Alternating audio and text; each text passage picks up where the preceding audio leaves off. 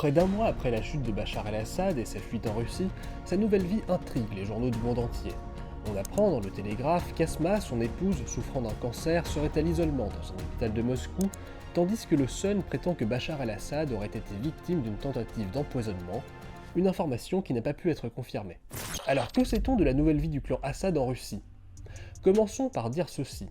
Assad poursuit une tradition russe d'accueil des autocrates déchus en exil, comme l'Ukrainien Yanukovych depuis 2014, ou encore le fils du Serbe Milosevic depuis 2000. Comme eux, Assad n'aurait officiellement pas été reçu par le Kremlin. Не виделся с президентом Асадом после его приезда в Москву. Но я планирую это сделать. Assad, qui s'est exprimé dans un communiqué le 16 décembre, explique ne pas avoir planifié sa fuite et que son exfiltration a été exigée à la dernière minute par Moscou.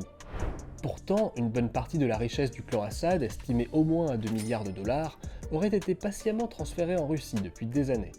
Ainsi, le Financial Times révélait le transfert par avion, en liquide, de près de 250 millions de dollars entre mars 2018 et septembre 2019.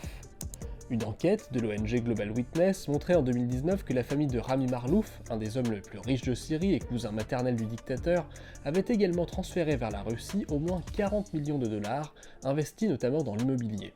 Depuis l'intervention capitale de la Russie en Syrie en 2015, les relations personnelles du clan Assad avec la Russie s'étaient resserrées. En 2017, la Crimée avait été choisie pour envoyer les enfants du couple en colonie de vacances pour plusieurs mois, et l'aîné, Hafez el-Assad, a obtenu en juillet dernier une maîtrise de mathématiques pures avec un mémoire de 91 pages, rédigé en russe à l'Université d'État de Moscou.